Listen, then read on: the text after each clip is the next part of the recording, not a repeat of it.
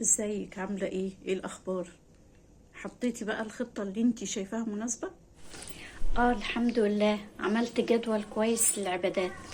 وانتي بتكتبي الجدول كنتي حاسة بإيه؟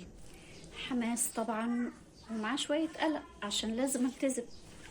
لازم تلتزمي ولا حابة تلتزمي؟ اكيد حابة طبعا، بس القلق عشان انا عاوزة اعمل حاجات كتير، فلازم يبقى في شوية قلق. طيب، لو سألتك ايه النتيجة اللي انتي حابة تطلعي بيها من رمضان؟ ايه حابة تطلعي بإيه؟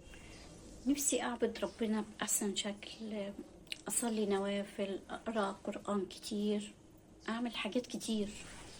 جميل. طيب خلينا نسمع الصوت التاني، صوت القلق بيقولك ايه؟ بيقول ان لو ما التزمتش يبقى انا كده بستهبل، يبقى انا كده مقصرة. هو ده اللي ملخبط دماغي.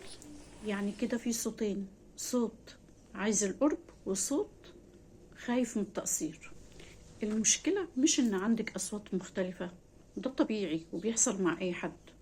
بس المشكلة بتحصل لما بنخطط وإحنا سامعين صوت واحد بس ومكبرين دماغنا من الصوت التاني. يعني ايه؟ مش فاهمة.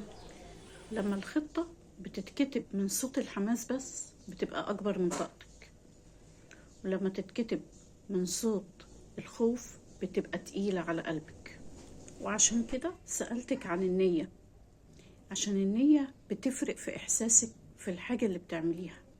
يعني ممكن تبقى نفس الحاجة لكن إحساسك بيها يخليكي تحسي بالتعب، أو يخليكي إن انتي تبقي مستمتعة وحاسة إنك بتقربي. النية ليها دور مهم جدا.